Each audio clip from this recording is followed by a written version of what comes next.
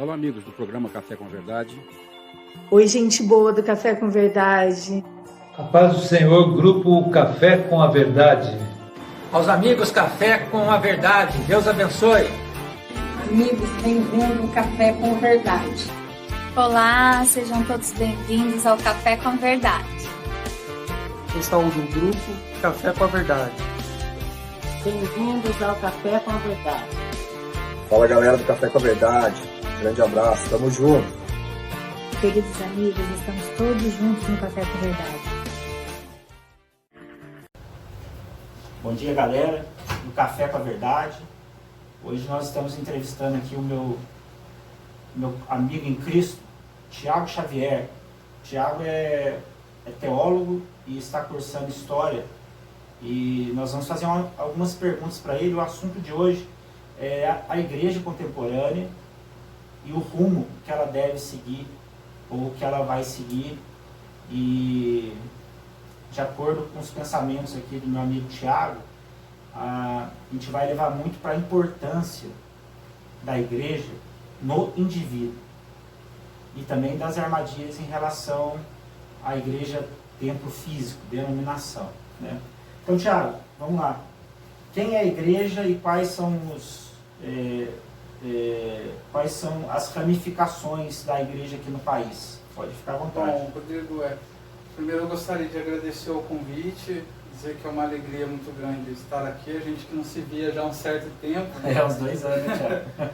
Mas é sempre bom a gente estar junto, falando da palavra de Deus. E isso é igreja, né? Onde 2 ou mais estiverem reunidos, já que a gente vai falar da igreja, então a gente já está começando praticando aquilo que as Escrituras dizem sobre o fundamento básico do que é a igreja, né? E é exatamente isso aqui que nós estamos praticando, realizando, fazendo, reunidos, falando na palavra, né? Meditando na palavra. E é claro que hoje, na contemporaneidade de tudo aquilo que foi formulado, constituído, acerca do pensamento e da estrutura do que se consolida como igreja, muitas pessoas e cristãos mesmo não conseguem enxergar essa simplicidade como a realização plena da igreja, né? Certo. Como se tivesse que necessariamente haver toda uma estrutura logística, administrativa e ritualística para que isso que nós estamos fazendo aqui se consolide como igreja. Então, o primeiro choque, quando a gente estuda, se aprofunda nas Escrituras, o primeiro choque com a questão da igreja se dá justamente desse contraste imenso que há entre o conceito institucional, que é regido, né, por ritos, dogmas, liturgias, e o conceito simples de simplesmente estar com o irmão reunido, comungando da palavra, né, sendo igreja. Até mesmo discutindo, questionando, trazendo dúvidas, né? Exatamente. Então, assim, a palavra diz, né, confessai-vos uns com os outros para que sejam perdoados, né, os seus pecados. E como que se faz isso? Rodrigo, poxa, eu estou me sentindo mal porque lá no trabalho aconteceu uma situação, eu perdi a cabeça. Então, sabe, esse rito que ao mesmo tempo é bíblico, é uma orientação bíblica, mas é tão simples, é um comungar tão simples. Cara, e já pulando tudo aqui, já que você falou nisso, dependendo da igreja física que você está, você demonstrar essa fraqueza, já não é do cotidiano dessa igreja você demonstrar essa fraqueza, né? Exato. Porque todo o ritual e tudo aquilo que se faz chega ao ponto de você criar uma santidade que você não demonstra fraqueza, né? Não sei o que você acha disso. Exato. Na verdade, o ambiente institucional, né, é claro, a gente entende as questões de comunhão, toda a ajuda, né, e o trabalho que é realizado. Mas se isso não for trabalhado muito bem com os fiéis, com os membros, né, você acaba criando, na verdade, uma estrutura mística. E por misticismo aqui eu me refiro à atribuição de algumas ações de uma forma tão sobrenatural que o que é simples, o que é humano, o que é verdadeiro, o que é sincero acaba não sendo percebido, como essas questões de fraqueza que você falou. Por isso que Paulo diz, olha, quando eu estou fraco, na verdade é quando eu me sinto forte. Né? Você então, fala assim que, por exemplo, a pessoa ela transfere a necessidade de confissão e de demonstração de fraqueza para alguma coisa sobrenatural que na verdade não é verdade. Porque a pessoa transfere isso a ponto de se justificar, né? Exatamente, e aí começa um processo de autossabotagem. Né? Autossabotagem. Aí também aí vem a frustração. Exatamente. E aí a gente chega na ponta do extremo, que aí você tem pessoas que estão abandonando tudo isso, muitas vezes, sem essa compreensão clara. Por quê? Porque o próprio ambiente, né, a própria logística do ambiente, infelizmente, acaba criando essa autodependência do fiel, do indivíduo, e não conduzindo a ele a responsabilidades individuais de busca pelo Evangelho, de compromisso com Deus, etc. E tal. Então, como a gente estava comentando em off, o reino de Deus é o cerne das Escrituras, é o cerne da missão de Cristo. A primeira palavra que Jesus declara quando ele inicia propriamente a sua missão é: o reino de Deus é chegado. Isso. E quando eu queria fazer um parênteses. Quando o crente geralmente pensa em reino de Deus, ele pensa na eternidade, na glória. Mas não, as parábolas de Jesus e tudo que Jesus faz, ele sempre fala assim, né? O reino de Deus é comparado a... E dá um exemplo terreno, na terra. Né? Então, só para... Exato. Então, assim, quando Jesus ali, em Lucas 17, né, no capítulo 17, vai trabalhar sobre isso, ele é questionado sobre o reino de Deus. Né? E havia um parâmetro ali de reino sobre o descendente de Davi, que iria sentar no trono, iria novamente governar, expulsar os romanos, etc. E Jesus diz assim, não, o reino de Deus não vem com aparência exterior. E nem vão dizer, ele está ali, ou ele está lá. Porque, na verdade, o reino de Deus está entre vós, está basicamente dentro de vós. Né? Então, assim, se o reino de Deus está dentro de mim, dentro de você, dentro de outras pessoas, nós somos indivíduos. Por isso o termo indivíduos, somos individuais. Então, cada sonho, aspiração, medo, propósitos e buscas são individuais, não somos iguais nisso. Então, naturalmente que o reino de Deus, ele vai ser para você diferente do que será para mim, né? Devido às inclinações até dos dons do Espírito, que cada um vai ter o seu. E então não tem como eu dogmatizar a sua caminhada com Deus. E nem você querer dogmatizar a minha caminhada com Deus. Isso é interessante porque Deus ele preserva a personalidade do indivíduo. Mesmo na conversão, você vai ter uma maneira de se relacionar com Deus. Você vai ter uma maneira de ter experiências com Deus. Isso vai de cada pessoa. É claro que tem um centro de tudo isso, que baliza tudo isso, que é o Evangelho, né? Que é o conhecimento do Evangelho.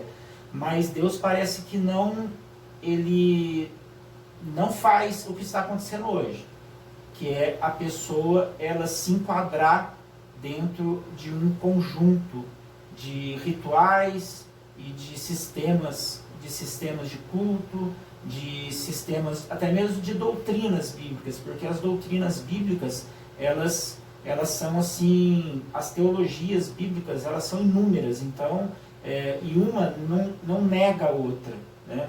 Então aí depende do indivíduo ter a sua experiência. Eu queria também ver com o Thiago aqui, em relação às igrejas de hoje. Quais são as igrejas de hoje? Falando da igreja de hoje, porque falando do que está acontecendo hoje. Por exemplo, vou dar um exemplo aqui para você. As igrejas chamadas workshops, né, que são essas igrejas de show. E existem para mim muitas conversões nelas. Mas se você olha para uma igreja muito tradicional, você vê ao contrário, você vê poucas pessoas se convertendo. Eu queria saber mais de você em relação a isso. Eu acho que o worship, né, é até meio moderno hoje, né, o termo worship, que é uma adoção americana, né, que é o Hillsong, ou seja, Hillsong já tem anos, né, então assim, não é algo de agora, mas agora parece que a coisa pegou. Eu vejo um ponto positivo no sentido de uma reflexão. Agora, eu não sei se essas instituições se propõem a refletir, que é esse anseio tão grande pela transcendência, né? E pela introspecção, e pela, né, sabe, por esse colocar para fora, esse contato mais profundo, etc. Então, esse comportamento, ele fala muito sobre o anseio da juventude moderna. Então, é necessário olhar para esse movimento, obviamente, com um senso crítico, não a crítica no sentido pejorativo, mas o senso crítico de refletir o que está levando esse crescimento, essa necessidade profunda de transcendência, né? Se você enxerga esse ponto e você consegue ter um panorama claro disso, a sua influência como líder espiritual desse grupo, de justamente pegar esse anseio e transformar isso num potencial de busca cada vez maior no coração dos jovens, é sensacional. Mas como eu te falei, eu não sei se essas instituições sacaram essa necessidade de reflexão profunda sobre isso. A gente pode tecer críticas profundas em relação a isso, etc. e tal. Mas no meio desse processo, esse olhar crítico de olhar e falar assim, tá aumentando essa questão do worship, mas por que essa necessidade tão... O que está levando a essa necessidade de uma transcendência profunda? Né? Quase que um transe, né? Quase que um mantra, muitas vezes. Porque a letra tem os riffs que se repetem numa letra que também se repete, ao mesmo tempo você vê uma entrega. Você vê ali um conversar, né? Entre esses jovens, que é o grande movimento, e essa ação. Então, no caso, como teólogo, a gente sempre dá um passo atrás, olha o panorama e veja o que está acontecendo.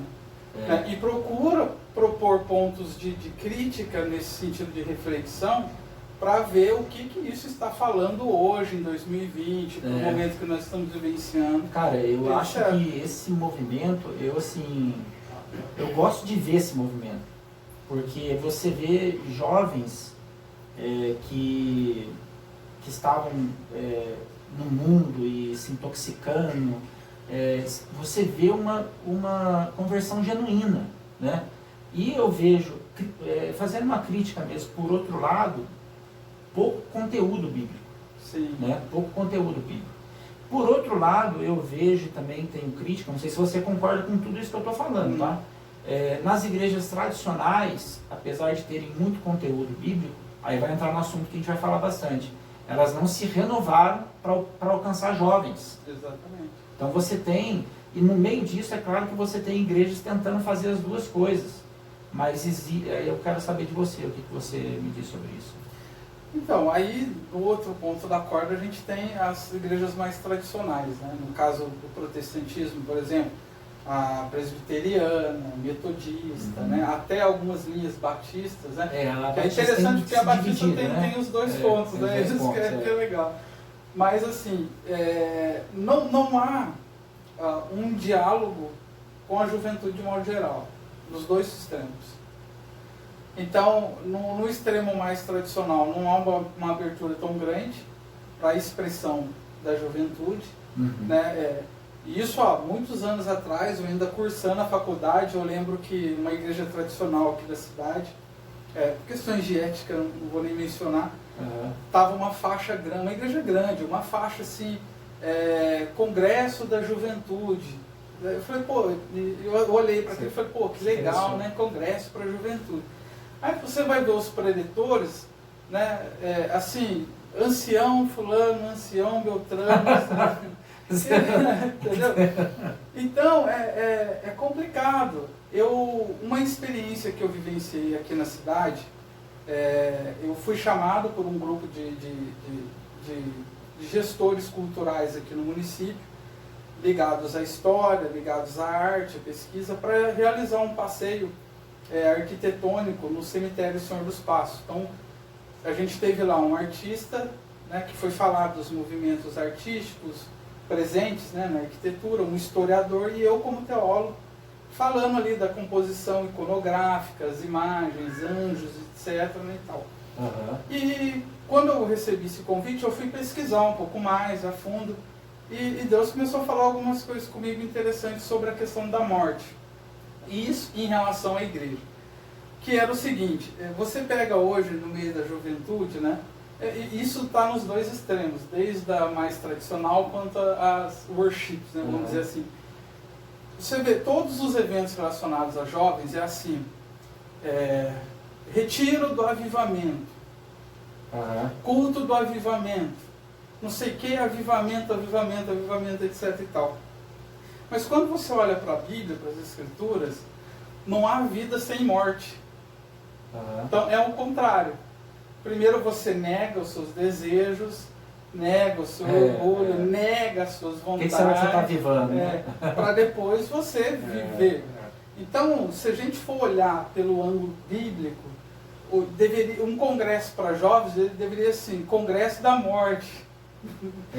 Entendeu? Seria o contrário. Seria um culto assim para você se negar, para você cair na realidade que você tem que negar a sua cruz, que você tem que carregar a sua cruz, algo no sentido de santificação, santificação não usando um termo pesado que eles usam de ser santo, mas no termo mais assim de saber a posição espiritual que você tem que estar, né? Exato. E assim, hoje a igreja institucional, muitas vezes ela se posiciona como se todos os problemas da instituição, da organização, já tivessem sido solucionados em 1500 com Lutero. Né? Como se a reforma que foi promovida já resolveu todos os problemas e de lá para cá é um carro na banguela, na descida e vamos até o fim. Então, esse era um assunto que eu ia falar para você, é o seguinte. Parece que quando as pessoas elas se convertem e elas entram dentro de quatro paredes, né? Dentro de uma instituição. Desculpa, voltando um pouquinho. Para mim, a igreja ela é necessária para o cristão. Ela é necessária para as pessoas que aceitam Cristo. Porque a igreja, não que ela é vista assim ou não que ela é assim, mas para mim a igreja deve ser um grande hospital. Onde você cuida onde tem a UTI, né, onde tem a enfermaria, e aí as pessoas começam a se recuperar e começam uma a cuidar das outras, né? Exato. Aí você tem esse tipo de igreja. Mas aí você tem nas igrejas, então, aí já entrando no nosso assunto aqui, o individual e o coletivo, né? Você pega a igreja coletiva, ela é necessária, mas eu conhecendo você, eu vejo que você dá mais importância à igreja dentro do indivíduo, ou dentro daquilo que a gente está fazendo aqui, 2 ou mais reunidos, né, Jesus Cristo no meio de nós, ou dentro da família, e não desprezando a igreja 4 paredes em uma comunidade, mas tendo um pouco de receio dessa igreja 4 paredes, comunidades, por causa dos ritos, dogmas e etc. Aí, agora você pode discursar mais sobre isso. Então, a Bíblia nos classifica em 2 pontos. Ela diz que nós somos o templo do Espírito Santo de Deus, e que o Espírito Santo de Deus habita em nós, mas ela também diz que nós somos igreja. Templo você é sozinho. Templo você é único. Por quê? Porque se o Espírito Santo de Deus habita dentro de você, é a sua individualidade com Deus. Por isso que lá no livro de Pedro diz que nós somos sacerdócio, ou seja, nós somos igreja, nós somos templo e nós somos sacerdócio real. Quando que você exerce o sacerdócio? Quando você está na sua intimidade, no seu quarto, falando em secreto com Deus. Porque quem entrava no Santo dos Santos era um único sacerdote. E era uma vez por ano. E era uma vez por ano. E quando que você se torna igreja? Aí você precisa de mais um, porque não dá para ser igreja sozinho. Então, esses dois compromissos que a palavra nos imputa, que somos templo, mas somos igreja. Templo você é sozinho.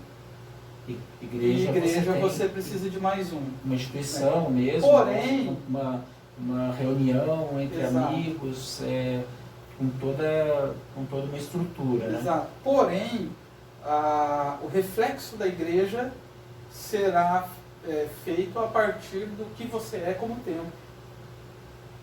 Certo. E em muitos casos, o que se tem dentro de um trabalho institucional, é importante que a gente esclareça isso, né? Quando a gente fala igreja institucional, nós estamos falando da forma pela qual ela foi se desenvolvendo ao longo dos séculos. Quando nós falamos igreja, pessoas, é aquilo que a palavra diz sobre nós, né? Então, assim, em muitos casos, o dogma e a liturgia acaba criando uma dependência do indivíduo sobre aquele sistema, e ele passa a identificar que ele só é igreja ou ele só é templo mediante a prática daqueles ritos, né? Certo. Quando, na verdade, o projeto seria conduzir o fiel, conduzir o indivíduo, dentro da sua individualidade, a essa busca profunda de reflexão e de um envolvimento com Deus como templo, para que depois isso se reflita quando aí sim ele estiver em comunidade, mas na realidade é uma situação muito complicada, porque quando você cria uma igreja, é pastor de uma igreja, você tem uma igreja com todos uma lista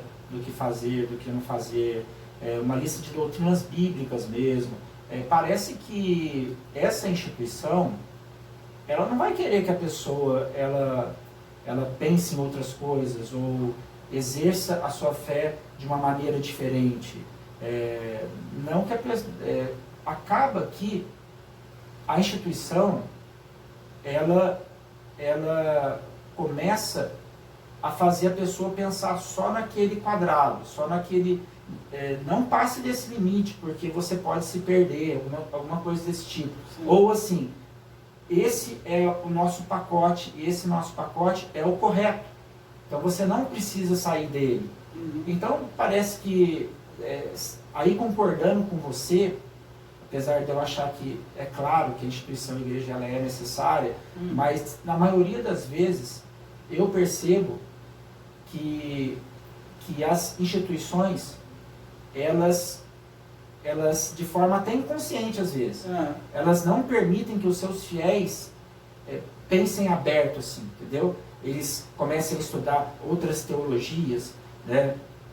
Comecem a seguir outras teologias e ficar na instituição. Parece que isso não combina, parece que a pessoa acaba talvez ficando de lado ou desprezada por ter esse comportamento que vai além das quatro paredes daquela instituição. Queria que você... Exato. Como eu falei, o que choca hoje em dia é justamente isso. Você tem hoje uma estrutura pré-moldada, baseada em dogmas, ritos, doutrinas e liturgias, das quais não exige de você meramente nenhum esforço, porque tudo já está preparado e basta você simplesmente frequentar aquele horário, aquele dia, que as coisas vão começar a se encaixar. Como você falou, eu também concordo, eu vejo e entendo a necessidade congregacional, mas isso não nos impede de tecer algumas críticas em relação a determinados pontos que a gente identifica e vê que cabe sim uma reflexão profunda e séria a respeito disso. Então, quando você vê Jesus, o que Jesus diz? Jesus não fala assim, me siga, ele fala, não vai, não peque mais, né? Ah, mas eu quero seguir. Não, tudo bem, então vende tudo que você tem. Né? Mas esse vender tudo que você tem, ali no encontro com o jovem rico, é uma experiência que ele está conduzindo o jovem a refletir sobre aquilo. Então, mas você também, é legal que é individual, porque não é que talvez o Espírito Santo faça eu vender tudo que tem, mas para você, faça você parar de estudar tal matéria. Não sei, não é uma coisa assim, então você vai seguir a Cristo, você tem que vender tudo que tem, todo mundo tem que vender tudo que tem. Mas eu estou falando disso porque são experiências que aí a gente começou falando, quando foi no começo da entrevista, que Deus, ele é educado, ou alguma palavra nesse sentido, para manter a sua personalidade. Exato. Exatamente, porque você tem um nome que está escrito no livro da vida. Você tem um nome, você tem uma identidade. Você tem uma identidade. Você tem um dom específico que é concedido pelo Espírito Santo, que está lá em Coríntios. Cada um tem um. Não tem indivíduo sem dom. E cada um é diferente do outro? Cada um é diferente do outro justamente porque você tem personalidades diferentes, chamados, missões, etc. Tudo. Então a própria Escritura já deixa bem claro que há um cuidado de Deus para cada ser humano. E que não há a possibilidade de você encaixotar tudo isso e como você colocou, e você guiar por uma régua e vai. Os próprios discípulos, se você estudar ali a questão da personalidade de cada um, comportamento de cada um, você vai ver que cada um ali é diferente um dos outros, mas cada um com a sua missão, seu propósito, etc. E as Escrituras diz que para esses, Jesus falava em secreto demais coisas acerca do reino que não está escrito na Bíblia. Que ele pediu, e isso fica subentendido através dos estudos, que o próprio Jesus disse, olha, isso aqui vocês não registram, porque são mistérios do reino que eu estou dividindo com vocês. Por quê? Porque nós somos íntimos. E esses mistérios continuam sendo... Aí você pensa assim também, que imagine quantas coisas Jesus falou e fez que não foram registradas, porque no último versículo de João, no Evangelho de João, fala isso, que Jesus fez tantas outras coisas que nem em todos os livros do mundo caberiam os atos, as palavras que ele fez. Então, quer dizer, tem muitos mistérios que só os discípulos de Jesus conheceram. Exatamente. Assim, para fechar essa parte acerca da igreja de modo geral, há uns 10 anos atrás, aproximadamente, aqui no Brasil começou o movimento, mas na Europa isso já estava acontecendo já há um certo tempo, que eram os famosos desigrejados, né? Vamos colocar assim. Eu, naquele momento, eu congregava num determinado local e também lá algumas pessoas começavam a tomar alguns posicionamentos em relação a isso. Então, assim, eu assisti isso, né? Eu sou testemunha em loco disso. Qual foi o posicionamento do local onde eu congregava em relação a algumas pessoas? De que essas pessoas estavam endemoniadas, né? Desviadas, etc. E todo tipo de termos assim, pejorativos que você possa imaginar. De que ela estava certa, correta, etc. Naquele tempo eu já estava estudando, né, e tal. E eu conversava muito com a minha esposa a respeito disso. Eu falava assim, olha, é preciso ouvir essas pessoas. Preciso estudar isso claramente, e não simplesmente tomar um posicionamento assim assado. Certo. E quando a gente começou a estudar isso, né, eu, mais um grupo de amigos já fazendo teologia, o que a gente percebeu? Que na verdade, o que essas pessoas estavam reivindicando com esse posicionamento era que de fato a igreja perdeu o amor. Pois é. Era que de fato algumas coisas não se encaixavam mais, né? E quando elas se manifestavam, a instituição, importante colocar dessa maneira, né, a estrutura religiosa diziam para elas que não, que elas eram hereges, estavam totalmente erradas. Então, assim, ela não fazia uma auto-reflexão, uma autoanálise. E isso é basicamente o que aconteceu na Europa ali no século XVI, que culminou na Reforma. Na realidade, eu acho que qual seria o papel da igreja nesse caso, né? Chamar a pessoa, respeitar a posição dela, para não deixar ela sair da igreja, olha, e tratar com amor. Exato. Né? E ter a mente aberta a novas experiências com os membros, né? Porque os membros trazem as suas novas experiências. Eu queria colocar também para você, que é uma coisa que você está falando também, que parece que quando Martinho Lutero estabeleceu aquele vamos dizer, aquele fundamento para o protestante, para ele ser guiado, as pessoas às vezes assim, elas se convertem, e aí com todo o aparato de doutrinas bíblicas para santificação, para levá-las até Deus, isso parece que deixa o sujeito meio na zona de conforto. Exato. Entendeu? Porque ela já está numa instituição, já está fazendo tudo que a instituição ela prega, ela promove. Então, aí vai entrar no assunto que a gente vai falar, o sujeito ele começa a não precisar mais de mudança, porque nesse caso a mudança ela gera conflito com a igreja local. Em muitos casos. Aí pode discorrer um pouco. Em muitos casos, porque o princípio do Evangelho, a gente vê que o trabalho era de mestre e pupilo, né? Então havia uma adoção do convertido e havia um trabalho que era ali basicamente de mestre e aluno, né? Então, de um direcionamento, de um novo caminhar, o líder, né? De um líder, etc. E tal. Então você vê, por exemplo, posso dar um exemplo claro. Apolo estava pregando no meio da praça e ele não conhecia os ensinos de Jesus. Ele conhecia só os ensinos de João Batista. E Priscila e Áquila, recém-chegados da Itália, que foram expulsos por Cláudio, né, que ali expulsaram os primeiros cristãos lá, foi registrado por um historiador chamado Suetônio, né, no livro chamado Os 12 Césares. E Priscila e Áquila estão chegando ali, então, da Itália novamente, estão vendo aquele jovem ali pregando e convertendo muitas pessoas, apenas conhecendo o batismo de João Batista, né?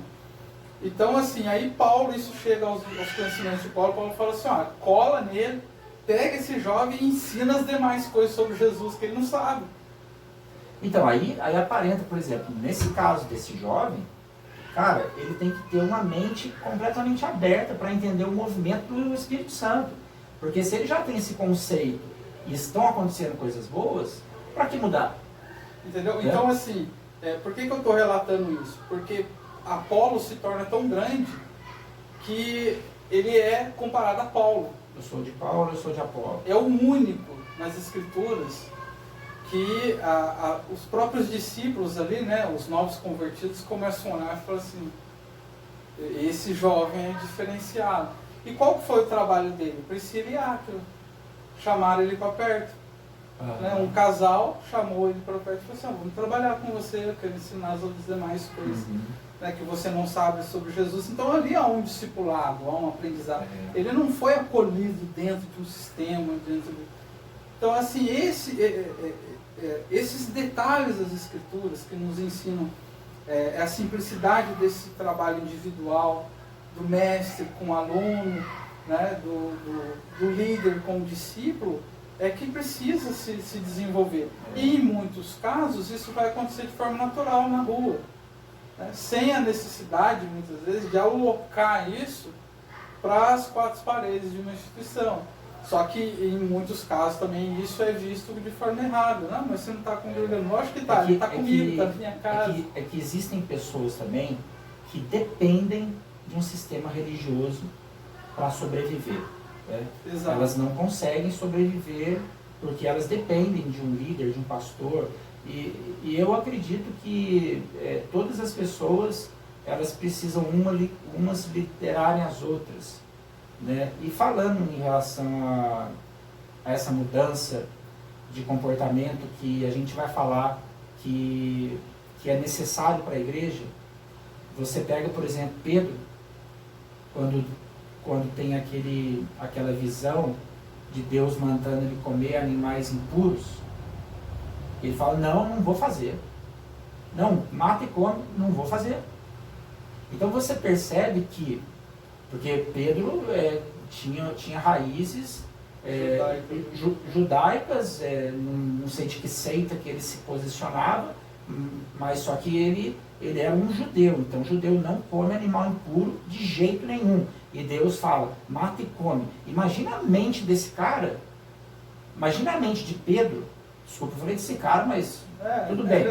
Imagina a mente de Pedro para ele aceitar que foi Deus que deu esse dom para ele comer animal impuro, tipificando, claro, os gentios entrando no meio da salvação, na veia da salvação.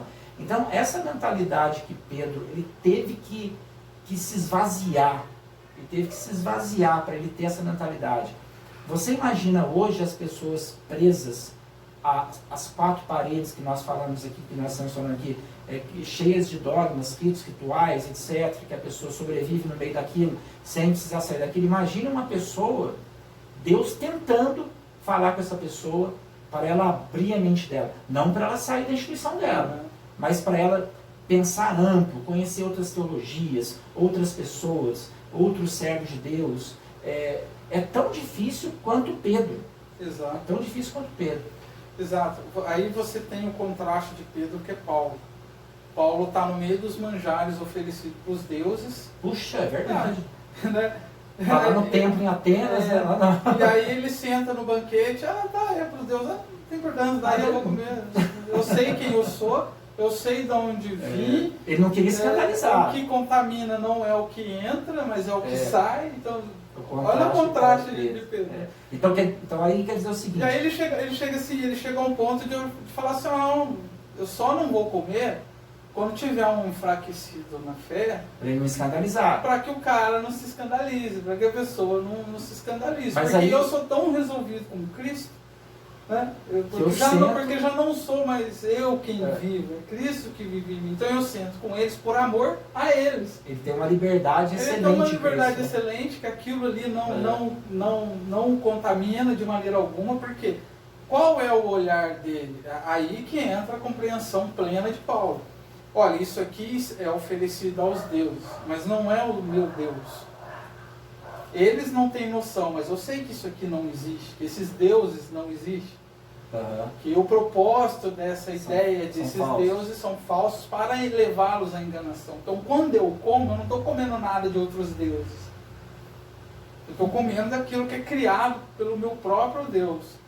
Como eles não têm consciência plena dessa revelação que eu tenho, por amor a eles, eu me compadeço e me alimento junto com eles. Porque isso não me faz mal. Então, você consegue perceber a profundidade? Você observa assim a liberdade que Paulo tinha em Cristo, a ponto de perceber que ele escandalizaria pessoas. Então ele toma esse cuidado. Outra coisa, ele é tão liberto em Cristo que ele foi pregar em certo lugar, não sei se é em Gálatas que está escrito isso, mas ele circuncidou Tito, né?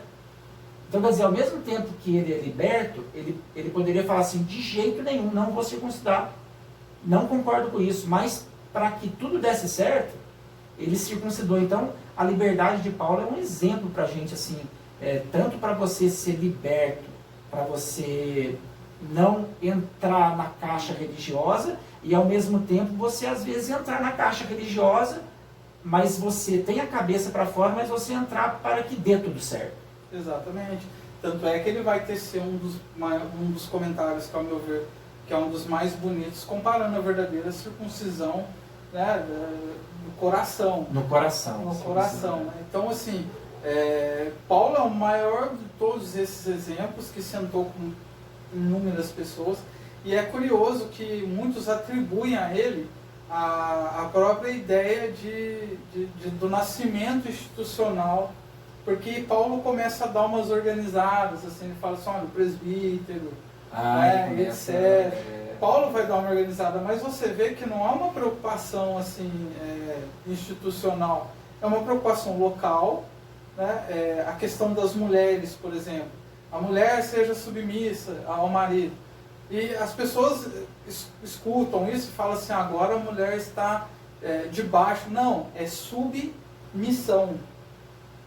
Então, o esposo ele tem uma missão, Ela a tem mulher, uma missão abaixo. Tipo, não é nem abaixo, é uma missão que contribui. Contribuindo. Então é uma submissão, é nesse sentido, não ela é de servo. Ela contribui com uma missão central. Exato, então ela é submissa, ou seja, é uma submissão, um subchamado do esposo, e a mulher é um pilar que sustenta isso. Então não é uma submissão no sentido de servidão, escravidão. Mas isso também é engraçado, a liberdade de Paulo é tão grande dele estabelecer algumas doutrinas culturais, Exato. Né? Como o véu, entre outras coisas, para não trazer escândalo, né? Você tinha um problema clássico ali da Grécia. As mulheres eram as grandes sacerdotisas nos templos, né? Templos de Atenas, templos de Apolo, etc. e tal. E porque os gregos entendiam essa sensibilidade feminina para as questões espirituais, por assim dizer. Então, o grande ícone de representação dessa transição e conexão entre o homem e o sagrado no culto grego eram as mulheres, né? As grandes sacerdotisas. E ali as mulheres eram elas os oráculos, né? Os oráculos de Atenas, né? Etc. Então elas é que tinham vozes, elas que falavam. Tem até uma profetisa em Atos. Né? Isso, então, e elas raspavam a cabeça, né? Etc. E quando essas mulheres começam a se converter, você imagina, né? Deus pega aonde abundou o pecado, começa a superabundar, essas mulheres começam a entrar, né? Nas reuniões cristãs, e Deus falando, e o Espírito Santo agindo. Porque então você imagina, aí Paulo fala assim, calma, deixa os homens falar, por favor cubram as suas cabeças, porque vocês rasparam, né? Agora é um novo remodelar, vocês precisam conhecer, etc. Então é isso que Paulo está, esse cuidado que Paulo está tendo com as mulheres ali, né? Eu queria tomar todo cuidado aqui também, porque a gente está conversando sobre isso, sobre a gente está conversando, na verdade, sobre o pacote religioso. Aí você vê Paulo, ora fora do pacote, ora dentro do pacote para que as coisas deem certo. Você vê, a gente citou o exemplo de Pedro, que foi muito difícil para ele entender aquilo. E a nossa conversa aqui também tem um pacote, né? E a gente tem que assumir isso. Que a nossa posição aqui nessa entrevista, é claro que a minha é diferente da dele, mas também existe um tipo de mentalidade que nós vamos até aquele limite e depois daquele limite nós não alcançamos mais. Então a gente tem que confessar isso. E a gente tem que confessar também que as doutrinas eclesiásticas bíblicas nós temos que seguir também, que é a oração, o jejum, a leitura da palavra, são armas espirituais que a gente não pode escapar. Então, às vezes os ouvintes estão pensando assim, esses dois estão caídos, né? Joga tudo pro alto, não quer saber de nada mais, mas não é isso não. Não, imagina. É por isso que a gente também está tomando cuidado de diferenciar, né? A questão da igreja institucional e a questão da igreja que se refere a nós como indivíduos. Porque a igreja institucional ela é passiva de estudo, de análise, reflexão e crítica. Porque ela nasceu, se desenvolveu, foi tomando forma ao longo dos séculos, pautados em dogmas, ritos e doutrinas. Então é passivo de você, à luz das escrituras, olhar para o comportamento logístico, vamos colocar assim, dessa forma institucional e ali propor reflexões críticas e afins. Agora, no que compete a nós como igreja, é exatamente o que as escrituras diz, sem acrescentar nenhum ponto a mais e nenhuma vírgula a menos. Somos igreja quando estamos com mais um e somos templo quando nos refugiamos para dentro de nós, para nós mesmos. Né? Então esse é o convite que as escrituras nos faz, né? Diariamente acerca disso. E é claro, existe as armadilhas pelas quais nós também somos passivos de cair nelas, né? De propor interpretações que muitas vezes não convém. Na realidade, um extremo que é uma seita, no outro extremo é a liberdade. E a liberdade também tem as suas armadilhas. Né? O extremo da seita ele é muito bem definido. né? Já o extremo da liberdade, talvez a definição da armadilha da liberdade seja a libertinagem, ou seja, você largar a mão de ter a sua vida espiritual, que é o que você fala, o templo dentro de si mesmo. Então, existe armadilha sim, naquilo que a gente está falando. O assunto é a igreja, é o eclesiástico, que o que a gente vai fazer com isso a partir de agora, isso que a gente vai entrar agora nesse ponto, o que tem que acontecer na igreja agora para que as coisas deem certo, né? Aí a partir de agora eu quero deixar com você também. Bom, primeiro ponto, deixar o orgulho de lado, entender que ela é passível de erros e refletir sobre as suas ações.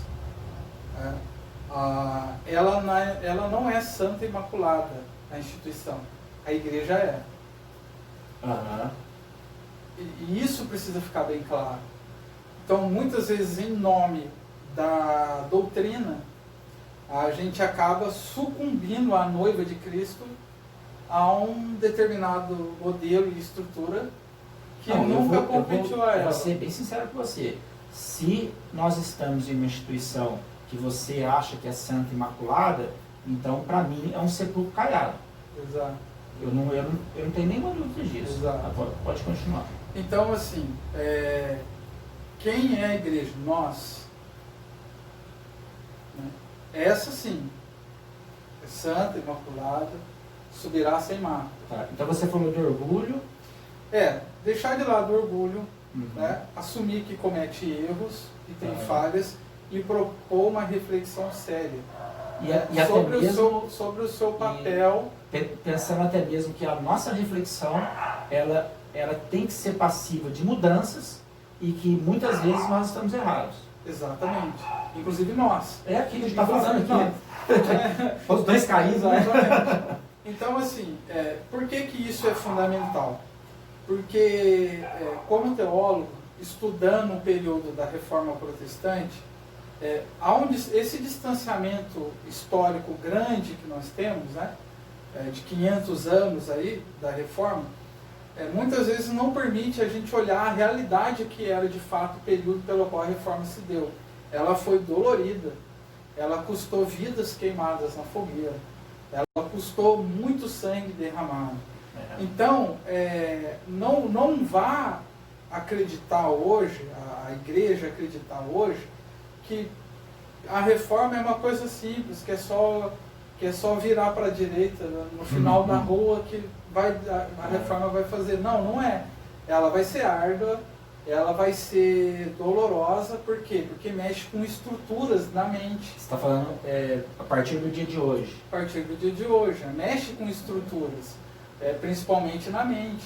Por quê? Porque você foi doutrinado, por assim dizer, a um sistema de crenças que lá na frente vai propor uma ruptura. E isso para você deixa as pessoas doentes na alma? Profundamente, porque você nega o seu eu. E eu acho que talvez seja pior, por esse conjunto de ritos, dogmas, a gente sempre fala disso, ritos, dogmas, com esse conjunto, se você misturar com o sagrado, aí que a pessoa fica doente mesmo, né? Exato. Eu vou te dar um exemplo claro, a questão da pandemia. Fechou os templos. E a igreja? Você deixou de ser igreja? Como é que fica? Como é que é essa reflexão? Aí você vai para a sacada do prédio e começar porque ele vive e resolveu tudo. Exato. Entendeu? Então, assim, eu comecei a ver um desespero muito grande das pessoas pela reabertura dos templos.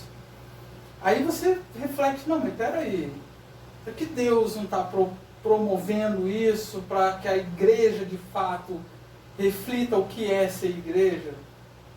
Cara, eu presenciei nessa pandemia pessoas que abriram os olhos porque começaram a ouvir outras palavras de outros pastores. E isso é muito importante para a gente começar a refletir nisso, de que existe um evangelho aí fora e se você está preso à sua instituição, você deve continuar na sua instituição com o seu pastor, mas ouvir outras palavras, outras ideias, né? Então, assim, esse conflito na questão estrutural do indivíduo em relação à concepção do que é de fato ser igreja será o ponto culminante no final dos tempos. Uhum. Porque nós vivenciamos com essa pandemia um ensaio do fechamento dos templos. Todos os templos foram fechados. Não é só o templo protestante, não. Católico, até centros espíritas, etc. e tal, foram impedidos de realizar suas atividades. Mas focando no cristianismo de modo geral. Então você tem os templos fechados, proibição das reuniões, ou de modo geral, proibição dos cultos. E aí nós estamos nessa baila aí, é claro, está retornando agora de pouquinho, mas nós já estamos desde o dia 16 de março, propriamente dito, de 2020, que foi quando começou essas coisas, com os templos fechados. Aí eu pergunto, acabou a igreja depois que fechou o templo? Você deixou de ser igreja porque o templo está fechado? Olha, para muitos, infelizmente... Como que fica a questão do rito? Como que fica? E aí?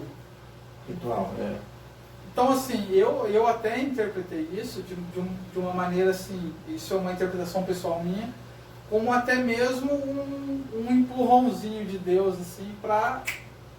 E aí, pessoal, o que é ser igreja de verdade? Eu presenciei muitos fundamentos trincando. Exatamente. Fundamentos trincando. Então você fica assim, porque há uma reorganização até teológica sobre isso. E se faz necessária essa reorganização, porque você precisa encaixar Santa Ceia, dízimos, ofertas, etc. e tal. De forma digital. De forma digital, fora do templo, preso na sua casa, de quarentena, né? Como que se dá isso? Como que se resolve isso? Né? Como que funciona isso? E o estar junto, e a confissão, etc. E tal. Então, não é tão simples quando a gente fala de reforma, né? Quando eu estou falando, eu entendo que a igreja está se encaminhando para a necessidade de uma reforma séria e profunda, mas eu vejo que ela não está madura para encarar de frente isso. Ela tem encarado com certo orgulho e arrogância e prepotência em certos pontos, por se achar santificada demais, e não é bem por aí que a coisa acontece. E até por isso ela se posiciona como tem se posicionado, ferindo muita gente, machucando muita gente, e não tendo o fator acolhedor em relação a isso. Isso é muito cruel, cara. Muito cruel. E é o que as escrituras infelizmente dizem, né? A partir do momento que você é exclusivo e você olha para outras pessoas, você olha para baixo, né, cara? Exato. Porque se você está numa igreja que ela é a melhor, então para qualquer outra pessoa você vai olhar para baixo, cara. Isso aí eu acho que é um pecado muito sério, muito grave. Nós temos hoje também, e eu acho que aquilo que você falou de reforma, cara, a reforma dói. A reforma, ela dói. Muito. E ela dói, ela abala, ela traz algumas vezes problemas mentais, problemas na alma. Porque, por exemplo, o movimento do Espírito Santo, cara, o movimento do Espírito Santo, se você não tiver discernimento e se você não tiver uma mente assim muito firme de que você está errado agora e a partir desse momento o Espírito Santo vai querer outra coisa de você e quer que você viva de uma outra forma, cara, você tem que ser muito flexível espiritualmente, cara, entendeu? Então você pega uma pessoa extremamente religiosa dentro desse pacote, ela não consegue entender, cara. Os fariseus não entenderam o momento, cara. Eles não entenderam o momento. É uma quebra de estrutura, né?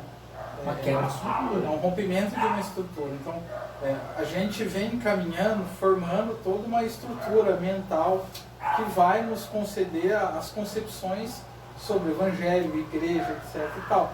E aí você se depara com situações em que o próprio Espírito Santo está conduzindo você a reflexões sérias, que vai provocar em você mudanças e rupturas. E isso dói. Né? E isso dói muito. Então, assim, quando a gente olha para a reforma protestante de Lutero, a gente pensa assim, ele estudou bastante, viu que estava tudo errado, escreveu 95 teses, agora você pregou na porta da igreja e você segue e vamos embora, né? Põe a primeira aí e acelera. Não é assim. Cara, o Espírito Santo se movimenta, cara. Exatamente. A gente começou a falar do worship, isso é um movimento do Espírito Santo para salvar jovens. Exatamente. Entendeu? Então, quer dizer, pessoal, mente aberta, não libertinagem, não pecado, mas aceite a posição da pessoa, quando ela tomar uma posição. Não, agora eu preciso viver dessa forma. Considere. Não que se você achar que ela está errada, considere. Considere a posição dela. Né? O que Jesus fazia era ganhar a pessoa para ele, depois para o reino. Então, assim, trabalhar com o evangelho, com o indivíduo, na intimidade de uma amizade, é melhor do que forçar um convencimento que é papel do Espírito Santo. Que é o Espírito Santo que convence o homem do erro e do pecado. Uma outra coisa que eu não sei se você concorda comigo, a gente já está avançando bem tempo aqui, cara, mas uma pessoa me procurou e falou assim para mim: ô Rodrigo, eu tenho algumas dificuldades com algumas coisas que minha igreja ela fala que tem que fazer, e para mim é pesado, eu não gosto. E eu estou me sentindo cobrada por isso, eu estou me sentindo mal por não fazer. E eu falei o seguinte para ela, eu falei: olha, eu acho que, não é que eu estou certo, mas eu acho que você já tem a sua cruz para carregar, que já é muito pesado.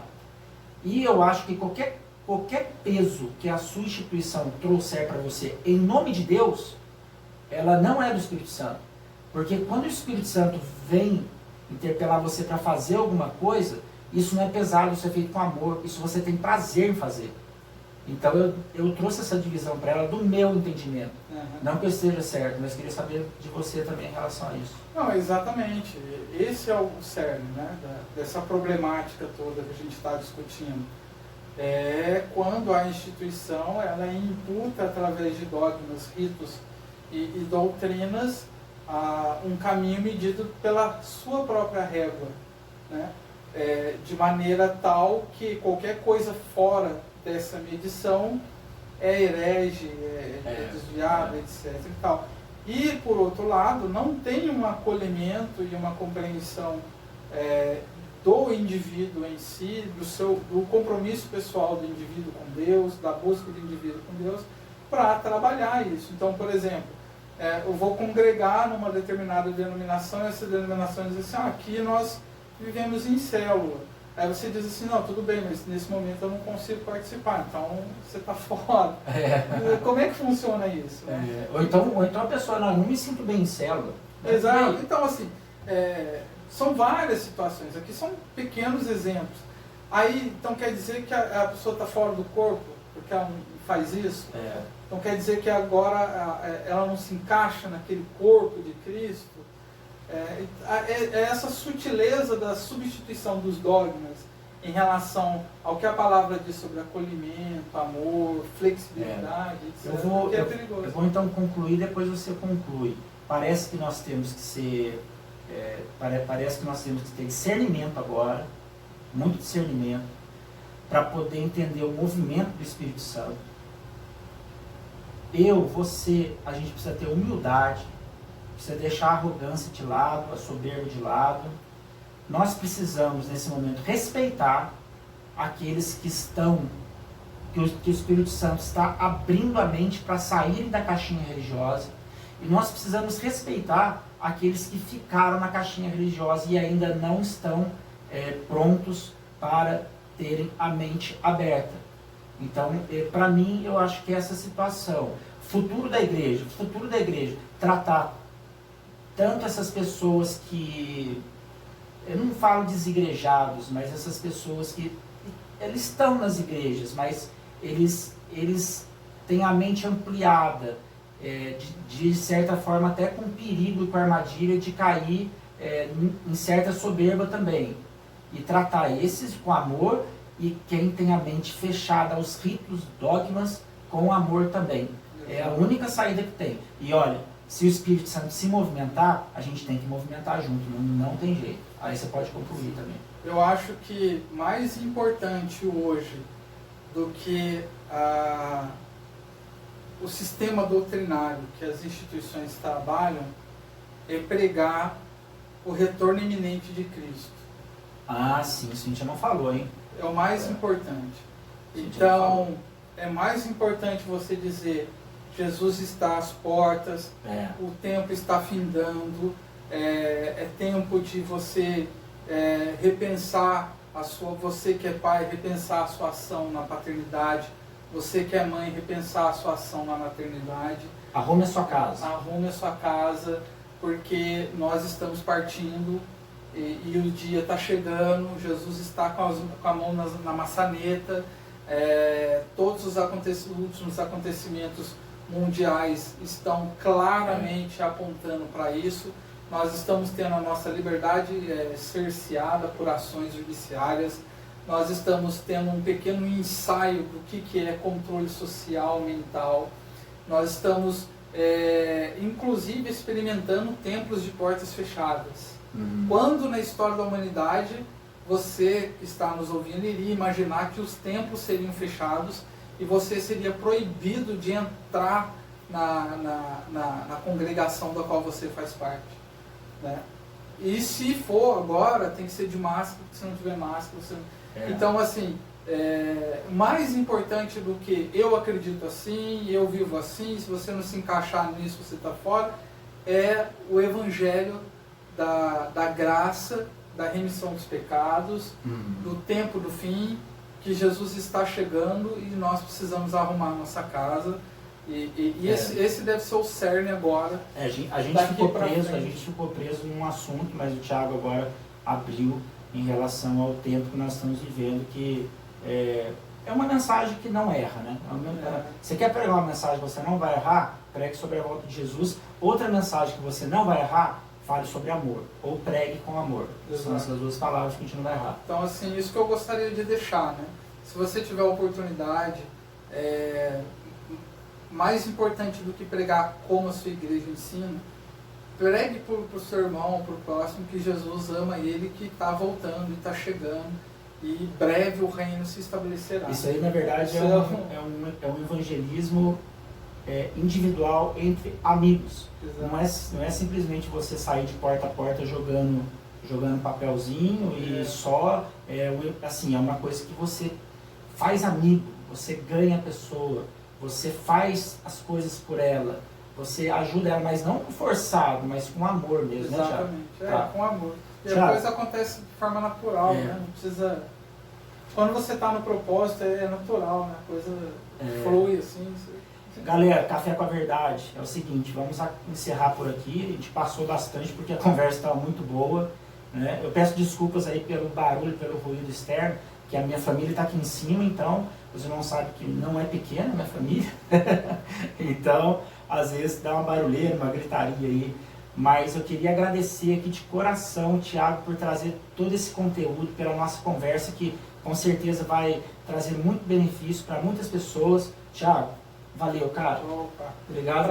Prazer estar aqui, prazer estar com você. Vamos fazer mais vezes, vamos trocar de assuntos, tá bom?